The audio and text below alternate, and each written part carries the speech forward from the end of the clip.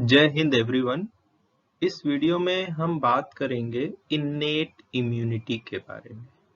तो innate immunity का एक हम लोग यहाँ पे जनरल कॉन्सेप्ट समझ लेते हैं कि हम किस बारे में बात करने जा रहे हैं। तो पहली चीज तो इन्नेट कहा जा रहा है, मतलब कि इसको ऐसे समझिए कि एक इम्यूनिटी है जो that is present much before the encounter with the pathogen। जब पैथोजन आपकी बॉडी में इन्फेक्ट नहीं किया है उससे पहले से ये इम्यूनिटी है, ठीक है ना। तो इसमें एडाप्टेबिलिटी कंपोनेंट नहीं, पहली चीज। अच्छा, दूसरी चीज क्या है कि जो हम लोगों को बहुत क्लियरली समझ लेनी है कि ये एक बैरियर है एक तरह का। जैसे हम लोग अपने घर के अराउंड में मान लीजिए बाउंड्री वॉल बनाते हैं या फिर गेट लगा देते हैं, तो गेट जो है वो या boundary wall that can not discriminate, वो अलग अलग नहीं कर सकती कि ये काऊ है, ये बफेलो है, ये डॉग है, ये ह्यूमन है। वो नहीं डिस्क्रिमिनेट कर सकती। वो सिंपली आपको एक बैरियर प्रोवाइड कर रही है अगेंस्ट इंट्रूडर। जो भी इंट्रूडर आपकी बाउंड्री के आपके कैंपस के अंदर आना चाहेगा उससे आपको सिंपली वो जो है आपको बैरियर की तरह काम कर रही है, ठीक है ना। इसके अंदर कोई एकदम स्पेसिफिसिटी नहीं है, लेकिन ये एक बैरियर की तरह काम कर रही है। तो इन्नेट इम्यूनिटी भी हमारा क्या है? It is a barrier which gives protection against invaders, the pathogens. इस लेक्चर में हम बात करेंगे कि इन्नेट इम्यूनिटी क्या है। इन्नेट इम्यूनिटी के अंदर हमने जैसे बताया आपको, ये एक बैरियर की तरह काम करता है, ये फर्स्ट लाइन ऑफ डिफेंस है, ठीक है ना। तो इसमें आपका जो पहला बैरियर है वो है एनाटॉमिक बैरियर, दूसरा है फिजियोलॉजिक बैरियर, तीसरा है फैगोसाइटिक बैरियर और चौथा है इन्फ्लेमेटरी बैरियर, जो हम लोग कभी नेक्स्ट लेक्चर में डिस्कस करेंगे। इम्यूनिटी की बात करेंगे तो भाई इन्नेट इम्यूनिटी हम एक जनरल कॉन्सेप्ट उसका समझ चुके हैं कि वो क्या है। तो हम अगर उसको समराइज करना चाहें तो ये कह सकते हैं कि वो सारे बैरियर्स दो एक जनरल वे में मतलब नॉट स्पेसिफिकली आइडेंटिफाइंग, तो वो एक जनरल वे में प्रिवेंट कर रहे हैं एंट्री ऑफ पैथोजन को, ठीक है। तो इन सारे बैरियर्स को हम अगर ले लें तो they are the component of innate immune system. Innate immune system के अंदर कोई भी मेमोरी नहीं होती और स्पेसिफिसिटी भी नहीं होती। ये बड़ा मेजर डिफरेंस है एडाप्टिव इम्यून सिस्टम और इन्नेट इम्यून सिस्टम में, ठीक है। तो हम क्या कह सकते हैं भाई कि वो सारे बैरियर जो पैथोजन की एंट्री को एक जनरलाइज्ड वे में प्रिवेंट कर रहे हैं उन्हें हम इन्नेट इम्यूनिटी कहेंगे। तो व्हाट आर दोज बैरियर? तो उन बैरियर को हम क्या कहेंगे, वो कौन कौन से? तो यहाँ पे 4 बैरियर हैं जो आइडेंटिफाइड हैं। पहला तो है जो है एनाटॉमिक बैरियर, है ना। एनाटॉमी की वजह से कुछ स्ट्रक्चरल बनावट ऐसी है जिसकी वजह से कि वो एंट्री ऑफ पैथोजन को प्रिवेंट कर रहा है। दूसरा है फिजियोलॉजिक बैरियर, तीसरा है फैगोसाइटिक बैरियर और चौथा है इन्फ्लेमेटरी बैरियर। अब आप ये एक चीज को यहाँ पे ध्यान रखना है कि ये एक कैस्केड को भी दिखा रहा है। कैस्केड क्या है भाई? कि पहले कोई भी पैथोजन आएगा तो उसको किससे इनकाउंटर होगा? उसका एनाटॉमिकल बैरियर से, फिर फिजियोलॉजिक बैरियर से, देन फैगोसाइटिक बैरियर से, देन इन्फ्लेमेटरी बैरियर से। तो एनाटॉमिक बैरियर की जब बात करेंगे तो ऐसे स्ट्रक्चरल कंपोनेंट या फिजिकली जो प्रिवेंट करे, जब हम किसी चीज को फिजिकली प्रिवेंट कर रहा है, कोई ऐसा बैरियर जो फिजिकली प्रिवेंट कर रहा है पैथोजन की एंट्री को या पैथोजन को ड्यू टू एनाटॉमी, है ना। एनाटॉमी में या उसके सिक्रीशन से स्ट्रक्चर्स कुछ ऐसे बन जाते हैं जिसकी वजह से वो एंट्री ऑफ पैथोजन को प्रिवेंट कर रहा है। जैसे स्किन है ना, कैसे करता है वो डिटेल में हम लोग देखेंगे।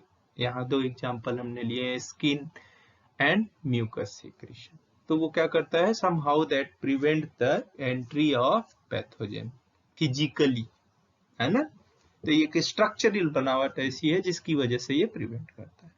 दूसरी बात करें तो फिजियोलॉजिक बैरियर। तो जब हम फिजियोलॉजी कहते हैं तो वो फंक्शनल है ना, पहले हम डिस्कस कर चुके हैं इसको। तो फिजियोलॉजी क्या है भाई? फिजियोलॉजी जैसे मान लीजिए हम फूड का इंटेक कर रहे हैं तो क्या है, हमारे स्टमक में क्या है, HCl का सेक्रेशन होता है, एसिडिक इन्वायरमेंट क्रिएट होता है। तो ये क्या हुआ, एक फिजियोलॉजिकल कंडीशन है ना। लेकिन यही लो पीएच बहुत सारे पैथोजेन की एंट्री को प्रिवेंट करता है। तो इसको कौन सा बैरियर बोलेंगे? फिजियोलॉजिक बैरियर, ठीक है ना। दूसरी चीज हम लोग क्या है भाई, हॉट ब्लड की cold blood? Hot blood animal, हम बॉडी टेम्परेचर को मेंटेन कर सकते हैं। तो बॉडी टेम्परेचर जो है वो फिजियोलॉजिकली मेंटेन हो रहा है, लेकिन that temperature actually prevent the entry of many pathogens. जैसे तो ये क्या हुआ भाई, फिजियोलॉजिकल कंडीशंस आर मॉलिक्यूल, या बहुत सारे मॉलिक्यूल्स हो सकते हैं जो कि एंट्री ऑफ पैथोजेन को प्रिवेंट करें। तो वो क्या हो गया, फिजियोलॉजिक बैरियर। अब तीसरा जो है, अगर मान लीजिए ये दोनों बैरियर ब्रीच हो गए और किसी तरह से पैथोजेन की एंट्री अब टिश्यू में हो गई, ठीक है ना। तो टिश्यू में हो गई तो वहां पे there are the specialised cells, वो क्या करेंगी, उस जो पार्टिकुलेट कंपोनेंट है या बैक्टीरिया है या पैथोजेन है उसको क्या करेंगी, डायरेक्टली इंगल्फ कर लेंगी उसको, ठीक है। तो उसको हम लोग बोलते हैं फैगोसाइटिक बैरियर। इसमें देखिए न्यूट्रोफिल सेल से हमने बात की थी कि जब हम जो है मोनोसाइट से ही मैक्रोफाज बन जाता है तो वो भी, और 70% जो सेल्स हैं आपके WBC कंपोनेंट की वो क्या है, आपके न्यूट्रोफिल्स, ठीक है ना। तो इसीलिए है वो कि वो फर्स्ट लाइन ऑफ डिफेंस आपको प्रोवाइड करे, ठीक है ना। जो चौथा कंपोनेंट है वो है इन्फ्लेमेटरी कंपोनेंट। इन्फ्लेमेटरी कंपोनेंट को एक ऐसे कहेंगे, बैरियर कह देंगे तो ये बड़ा एक कॉम्प्लेक्स प्रोसेस है। पहली चीज तो there are complex set of event, बहुत सारे इवेंट होते हैं जो समहाउ क्या करते हैं, बॉडी को अलार्म करते हैं कि some infection is going on, and somehow they are little bit specific also, है ना। तो वो हम लोग देखेंगे। तो ये इवेंट्स क्या करते हैं, इम्यून सिस्टम को स्टिमुलेट करते हैं क्योंकि something wrong is going on, some the adaptive component that come and take care of that, okay। तो ये सारे जो आपको कंपोनेंट दिख रहे हैं, चाहे वो एनाटॉमिक हो, फिजियोलॉजिक हो, फैगोसाइटिक हो या इन्फ्लेमेटरी हो, what they are doing, they are providing immunity in general, not very specific to any pathogen. Suppose we have E. coli infection and the salmonella typhi, typhoid का bacteria है, तो it cannot discriminate between the two. Even the very common bacteria, so they belongs to same family, they cannot discriminate. As I said, it has no or very little specificity, okay. That's why it is called first line of defense.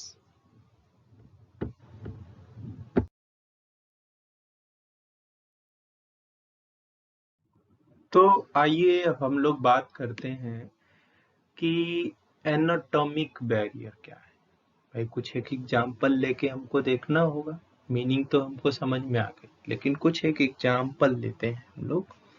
तो anatomic barrier में देखिए, जब हम skin लेते हैं, skin, बहुत सारे pathogen है जो आपकी स्किन को परकोलेट नहीं कर सकते, they can not directly enter through your skin.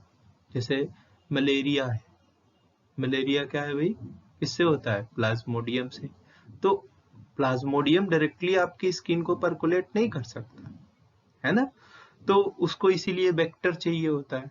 तो वो थ्रू मॉस्किटो, मॉस्किटो क्या करता है? बाइट करता है और आपकी स्किन को डैमेज करता है, जिसके थ्रू उसकी एंट्री होती है। बहुत सारे ऐसे पैथोजेंस हैं। जैसे कहीं आपको कट हो गया, तो हम लोग अगर वो कट जो है नहीं हो, तो हमको जनरली इन्फेक्शन नहीं होता। तो ये ऐसा क्यों होता है? तो आप देखेंगे तो स्किन में 2 लेयर्स आपको, है ना, आपको दिखेंगी। बाहर जो है वो है एपिडर्मिस है, और उसके नीचे थिक जो है हाइपोडर्मिस है, जो हाईली वैस्कुलराइज्ड है। अच्छा, एपिडर्मिस में भी देखेंगे तो बाहर की तरफ सबसे 6 लेयर्स होती हैं सेल्स की, जो डेड सेल्स हैं। वो आपको विंटर सीजन में बहुत अच्छे से दिखेंगे। हम लोग क्या करते हैं, बार बार कोल्ड क्रीम वगैरह लगाते रहते हैं, नहीं तो आपको व्हाइट व्हाइट स्किन पे दिखने लगता है। वो क्या है? कॉर्निफाइड सेल्स हैं, वो डेड सेल्स हैं एपिडर्मिस की। But they give prevention against certain pathogens. क्यों प्रिवेंशन कैसे देती हैं भाई? जब आप उन सेल को देखेंगे, है ना, तो एक सेल को जैसे यहाँ इनलार्ज करके आपको दिखाया गया है, तो सेल के अंदर देखिए खूब सारी एक प्रोटीन भरी हुई है, जिसका नाम है केराटिन। क्या नाम है? केराटिन। आपका नेल है, उसी से हेयर है। तो जो भी कॉर्निफाइड स्ट्रक्चर्स हैं, वो किससे बने हैं? केराटिन से बने। तो ये हाइड्रोफोबिक एक तरह से स्ट्रक्चर है, और सभी पैथोजेंस को, ऑलमोस्ट जितने भी बैक्टीरिया हैं, उनको वाटर चाहिए ही चाहिए, तभी तो वो इन्फेक्शन कॉज करेंगे, प्रोलिफरेशन करेंगे। तो केराटिन जो है वो हाइड्रोफोबिक है, वाटर उसमें बिल्कुल नहीं है। तो जब नहीं है वाटर, तो इन्फेक्शन के चांस भी नहीं, ठीक है ना? तो इस तरह से ये क्या कर रहा है? एक एनाटॉमिक बैरियर प्रोवाइड कर अगेंस्ट सर्टेन पैथोजेन। अच्छा, दूसरा देखिए आप यहाँ एग्जाम्पल, हेयर जो है बॉडी पे, देखिए हम लोग मैमल हैं, तो मैमल की बॉडी पे पूरा खूब हेयर है ना? करेक्टर ही है हम लोगों का भाई, बॉडी पे खूब सारे हेयर्स होंगे। तो हेयर्स जब स्किन पे देखेंगे, तो उसके बगल में ही एक ग्लैंड होती है ना, जिसको बोलते हैं सीबेसियस ग्लैंड। सीबेसियस ग्लैंड क्या सिक्रीट करती है? अगर उसके कंपोनेंट्स को देखें हम लोग, तो क्या सिक्रीट करेगी? Lactic acid and fatty acid. अब नाम ही है एसिड, तो एसिड है तो वहां पे क्या होगा भाई? पीएच लो होगा कि हाई होगा? कितने लोग सोचते हैं लो होगा, कितने लोग सोचते हैं हाई होगा? अच्छा, आप सोचते हैं हाई होगा। हाई लो किसके रेफरेंस में? न्यूट्रल पीएच के रेफरेंस में पूछ रहे हैं हम। जैसे पीएच 7 है, उससे लोअर है, तो हम लोग कहेंगे जो है एसिडिक पीएच है। और जब पीएच 7 से ऊपर है, 12 है, 11 है, 10 है, तो बेसिक। तो यहाँ पे एसिड का जब सिक्रीशन होगा, तो वहां पे क्या होगा? PH low, and that pH actually prevent the entry of certain pathogens, है ना? लेकिन कुछ कुछ पैथोजेन होते हैं जो कि ये सीबेसियस ग्लैंड में ही इन्फेक्शन कर देते हैं, ठीक है? तो उनके बारे में हम अभी डिस्कस नहीं कर रहे हैं।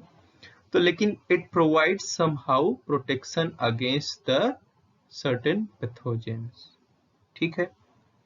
अच्छा, तीसरा यहाँ पे एक कंपोनेंट देखिए, देखिए खूब सारी कॉलमनर सेल्स हैं, उस पे सीलिया है, और सीलिया के साथ साथ एक सिक्रीशन है जो स्प्रेड है ऑन द सेल सरफेस, ठीक है? ये बड़ा इंपॉर्टेंट कंपोनेंट है, इसको कहते हैं म्यूकस। इसमें म्यूसिन प्रोटीन होता है, ठीक है ना? म्यूकस सिक्रीटिंग सेल्स होती हैं, उसमें खूब सारा जो है चिपचिपा सा, जैसे आपके सलाइवा में निकलता रहता है म्यूसिन, है ना? तो वो क्या करता है? खूब सारे वाटर को ड्रैग करता है और सोल्यूशन को विस्कस कर देता है। जैसे हम आपको कहें कि एक रिवर है, एक टैंक है, जिसके अंदर क्या भरा है? हनी, खूब सारा शहद भरा है, और उसमें आपको तैरने के लिए कह दें तो can you? No. But in water tank you can easily swim. That's the condition that happens with the pathogens also. तो जब पैथोजन जो है सेल सरफेस पे आता है तो वहां म्यूकस है, तो उसकी मोबिलिटी जो है वो कम हो जाएगी. जब कोई चीज मोबिलिटी कम हो जाएगी तो then there is more chance that it can be caught by the other systems और इट कैन बी रिमूव्ड. तो जैसे अब देखिए थ्रोट में जो है आपको क्या होता है, खांसी आती है ना, कहीं डस्ट है, कुछ है ऐसा. तो क्या होता है, जब भी हम जो है विंड को अंदर लेते हैं, इनहेल करते हैं एयर को, तो एयर जब इनहेल करते हैं तो वो आपके ट्रैकी से होते हुए ब्रोंकी, फिर ब्रोंकियल्स में जाती है. तो ये जो ब्रांकाई है और ब्रोंकियल्स है, वहां पे आपको ऐसी कॉलमनर सेल्स मिलती है और इनके ऊपर क्या है, सीलिया भी प्रेजेंट है. तो जो भी पैथोजेंस जाते हैं वो somehow they stuck with that mucus and the cilia that propels, वो क्या करता है, म्यूकस को प्रोपेल करके कहाँ ले आता है, आपके थ्रोट की तरफ. तभी आपको खांसी आती है और आप उसको स्पिट कर देते हैं. ठीक है ना. तो that is also preventing the entry of pathogen, है ना. ये बहुत जगह पे ऐसा है, ये मैकेनिज्म हम लोग डिस्कस करेंगे. अच्छा, तो ये 3 एग्जाम्पल आपको रखने हैं एनाटॉमिक बैरियर. जब आप पढ़ रहे हैं तो आपको ये 3 एग्जाम्पल लिख सकते हैं आप अपने एग्जाम में. अच्छा, देखिए नेक्स्ट क्या है कि फिजियोलॉजिक बैरियर. अब हम लोग एनाटॉमिक बैरियर के बाद किस पे आ गए, फिजियोलॉजिक. फिजियोलॉजिक में हमने क्या कहा था, फिजियोलॉजिकल कंडीशंस हो सकती हैं या कुछ ऐसे मॉलिक्यूल्स हो सकते हैं जो एंट्री ऑफ पैथोजन को प्रिवेंट करें या पैथोजन को रोकें. ठीक है ना. तो देखिए यहाँ पे दो जो है वो आपको एग्जाम्पल्स यहाँ पे हैं. एक है बॉडी टेम्परेचर, दूसरा है लो पीएच ऑफ स्टमक. कैसे पीएच लो होता है, क्यों HCl सीक्रेट होता है, वो हम लोग फिजियोलॉजी के लेक्चर में डिस्कस करेंगे. तो यहाँ पे देखिए बॉडी टेम्परेचर, हम लोग क्या है, हॉट ब्लड एनिमल्स हैं, तो we maintain our body temperature and that body temperature prevent the growth of many bacteria. So it act as a barrier. So it's a physiologic barrier.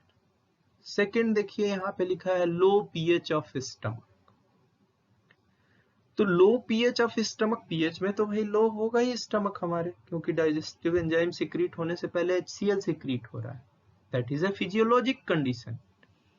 लेकिन that actually prevent the growth और entry of certain bacteria और pathogen. अब इसका एक आप सोच रहे होंगे ये तो बड़ा सिंपल सा है, इसको कैसे समझेंगे. तो एक आपको हमने डिजीज पढ़ाई थी एंथ्रैक्स, जिसको लुइस पास्चर साहब ने फिर डेवलप किया था ना, जिसके अगेंस्ट वैक्सीन.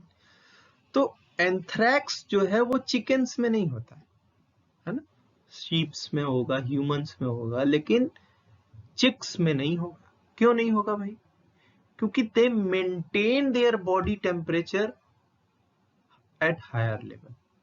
ठीक है ना. तो जब हायर टेम्परेचर पे वो उनका मेंटेन रहता है तो उस पे वो एंथ्रैक्स ग्रो नहीं करेगा, तो इसीलिए चिकन्स में एंथ्रैक्स नहीं होगा. अच्छा, एक तो ये एग्जांपल आपको मिल गया.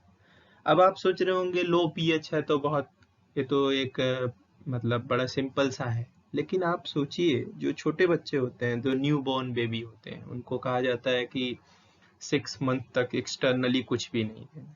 क्यों नहीं देना है भाई, तो उसके पीछे एक ये भी रीजन है कि उनके स्टमक में अभी HCl का सिक्रीशन नहीं शुरू हुआ रहता.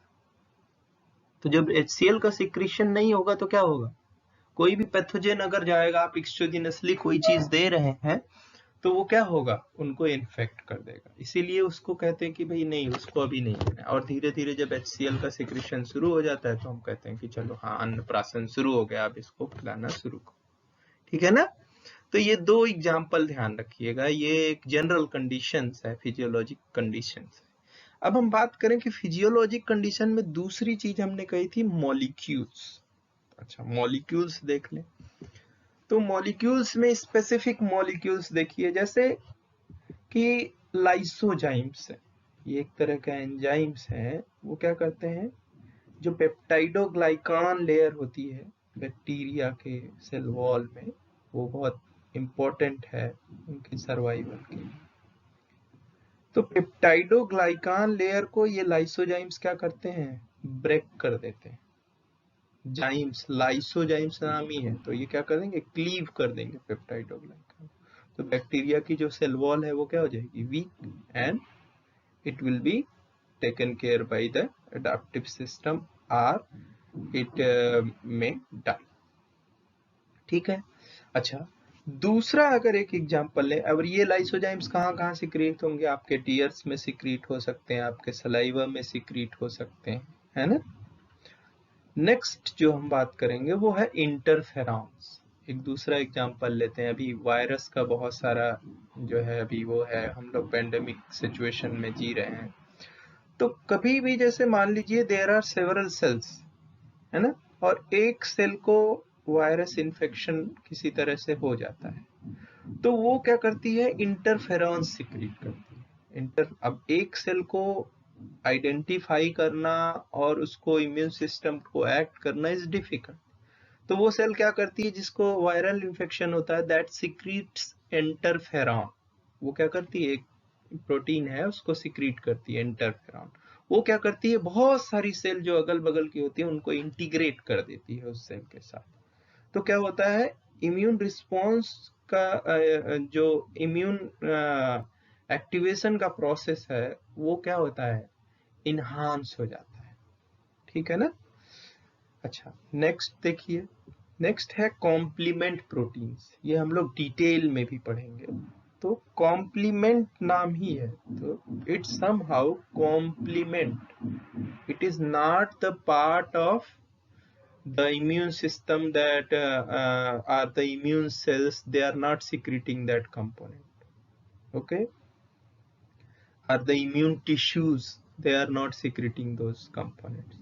Actually complement proteins are secreted from the liver, और वो inactive form में blood में रहती हैं। ठीक है, but certain specific condition they activate those proteins, और वो क्या करती हैं, somehow they kill the bacteria while creating the pore in their cell walls. ठीक है। तो और दूसरा काम क्या करेंगे, ये बैक्टीरिया को इमोबलाइज करती हैं, जिसको हम लोग ऑप्सोनाइजेशन भी बोलते हैं। अरे भाई, कोई चीज मूव कर रही है तो उसको हिट करना, और कोई चीज स्टेबल है उसको हिट करना, कौन ज्यादा आसान है, जो चीज स्टेबल है। तो ये जो कॉम्प्लीमेंट प्रोटीन है वो क्या करती हैं, कोई जो पैथोजेन है जो मूव कर रहा है उसके साथ स्टिक कर जाती हैं और उसको इमोबाइल कर देती हैं। ठीक है ना। और जो फैगोसाइटिक सेल्स हैं उनको अट्रैक्ट करती हैं टू फैसिलिटेट फैगोसाइटोसिस। ठीक है ना। तो ये इनका काम है। तो दे somehow prevent the entry of pathogens, है ना। अच्छा, कलेक्टिन्स, ये बहुत जगह पे पूछा जाता है, व्हाट आर द कलेक्टिन्स। तो ये जो सेल मेम्ब्रेन होती है उससे एसोसिएटेड प्रोटीन होती है। तो ये क्या करती हैं, somehow they directly disrupt the, भाई सेल मेम्ब्रेन है तो वो किसकी बनी होगी, लिपिड और प्रोटीन्स की। तो अभी हमने पढ़ाया नहीं है लेकिन आपको जानना चाहिए। तो प्लाज्मा मेम्ब्रेन को में जो लिपिड है उसको ये डैमेज कर देते हैं कलेक्टिन्स, और क्या होता है, सेल वॉल, जो सेल मेम्ब्रेन है वो ब्रेक ओपन हो जाएगा and the bacteria get killed. ठीक है ना, उसको डेथ हो जाएगी। तो these are the specific molecules, they actually somehow prevent the entry of pathogens, or they allow the other barriers like phagocytic barrier to act। ठीक है ना, उनके काम करने में ये फैसिलिटेट करते हैं। तो ये तो हो गई फिजियोलॉजिक बैरियर।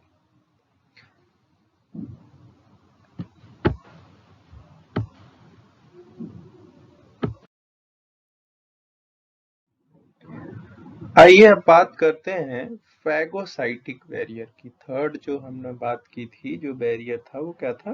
Phagocytic barrier. तो फैगोसाइटोसिस क्या है भाई? तो फैगोसाइटोसिस से पहले हमको जानना चाहिए इंडोसाइटोसिस क्या है। इंडो मतलब इनसाइड, साइटोसिस मतलब सेल के अंदर, ठीक है ना। जब सेल किसी पर्टिकुलर मैटर को अपने अंदर लेती है, ठीक है ना, तो उसको बोलेंगे इंडोसाइटोसिस। अब वो मटेरियल जो है वो पार्टिकुलर भी हो सकता है और लिक्विड भी हो सकता है। तो अगर लिक्विड है तो उसको बोलते हैं पिनोसाइटोसिस। अमीबा में हमने पढ़ा है फर्स्ट ईयर में, है ना। और अगर सॉलिड है तो उसको क्या बोलेंगे? फैगोसाइटोसिस या इंजेशन ऑफ पार्टिकुलेट मैटर। जो सेल जिस प्रोसेस से जो है किसी पार्टिकुलेट मैटर को इंगल्फ करती है, अंदर लेती है, उसको हम लोग बोलते हैं फैगोसाइटोसिस। अच्छा, अब देखिए यहाँ पे एक आपको दिखाया गया है, ये एक न्यूट्रोफिल सेल्स है जो सबसे पहला जो है फैगोसाइटिक बैरियर प्रोवाइड करता है या first line of defence provide करता है। तो आप देखिए यहाँ जो है कुछ लेबलिंग की गई है, और देखिए सेल का जो मेम्ब्रेन है उसमें बहुत सारे फिंगर लाइक एक्सटेंशंस निकल रहे हैं, तो उसको बोलते हैं एक्सफ्लैजिलेशन, ठीक है ना। उसमें जो है जैसे आप स्यूडोपोडिया देखते हैं उसी तरह का यहाँ पे वो है सिस्टम।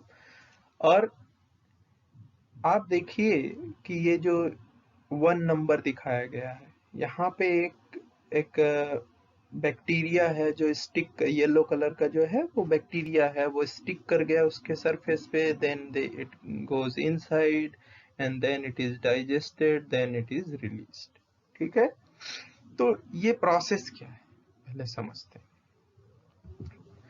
तो जैसे कोई भी पार्टिकुलेट मैटर है ना, या बैक्टीरिया है, सपोज करिए कि एग्जांपल हमने यहाँ ले लिया एक पैथोजन का, तो वो पहले क्या होगा? There are certain protein that interact with the cell membrane, the proteins that are located on pathogenic surface and the proteins that are located on the cell's membrane of phagocytics। तो एक तो phagocytic cell का protein हुआ और दूसरा किसका protein हुआ? Pathogen का। तो वो दोनों का क्या होगा? इंटरैक्शन होगा। Once this interaction happens, then what will happen? जो सेल मेम्ब्रेन है फैगोसाइटिक सेल की, वो क्या करेगी? एक्सटेंड करके उसको चारों तरफ से घेर लेगी। किसको? बैक्टीरिया को, पैथोजन को या पार्टिकुलेट मैटर को। ये जो प्रोसेस होता है, जो सेल मेम्ब्रेन जो है एक्सफ्लैजिलेट होके जाती है, इसे बोलते हैं इवेजिनेशन। बाहर की तरफ निकल रही है ना, इवेजिनेशन, ठीक है। अच्छा, दूसरा प्रोसेस क्या होगा? अब क्या होगा? धीरे धीरे धीरे धीरे ये पूरी मेम्ब्रेन एक जो है वेसिकल का स्ट्रक्चर बना लेगी and that detach from the cell membrane inside the cell. तो सेल मेम्ब्रेन से डिटैच होके अब सेल के अंदर एक वेसिकल है, वेसिकल के अंदर क्या है भाई? पैथोजन है, ठीक है। तो इस वेसिकल को सेकंड नंबर पे है, तो इसको बोलेंगे फैगोसोम। क्या बोलेंगे? कोई भी पार्टिकुलेट मैटर जब अंदर आ गया, एक वेसिकल के अंदर है, तो उसको बोलेंगे फैगोसोम। अच्छा, फैगोसोम के अंदर अब देखिए कुछ कुछ रेड रेड सी वेसिकल्स हैं, तो वो क्या है? लाइसोसोम। लाइसोसोम नाम ही से सोच लीजिए, लाइसिस करना है उसको। किसका लाइसिस करेगा? बैक्टीरिया का या पार्टिकुलेट मैटर का। तो इसके अंदर क्या होते हैं? जो ये लाइसोसोम्स होते हैं, इसके अंदर लाइसोजाइम्स होते हैं, है ना, जो हमने ऊपर डिस्कस किया था। तो क्या करता है? जैसे ही फैगोसोम अंदर आया, अब उसके साथ ये फ्यूज हो जाएगा, एंड फ्यूज हो जाएगा तो जो इसके अंदर लाइसोजाइम भरा हुआ था वो इनएक्टिव था, but now it becomes active, है ना। इसको भी हम लोग फर्स्ट ईयर में डिस्कस किए हैं कि कैसे एक्टिवेट होता है, and there are proton pumps that reduce the acidity of this phagosome, ठीक है। अच्छा, अब जब ये एंजाइम्स एक्टिव होंगे, they will cleave the pathogen, and once this pathogen is cleaved, then fourth process it is released, है ना, ये रिलीज हो जाता है। तो न्यूट्रोफिल तो ये काम करेगा, लेकिन यहाँ पे फैगोसाइटिक जो कंपोनेंट है उसमें जो मैक्रोफाजेस होते हैं, तो मैक्रोफाजेस यहाँ पे देखिए ये लिंक भी है एडाप्टिव इम्यूनिटी का और इनेट इम्यूनिटी का।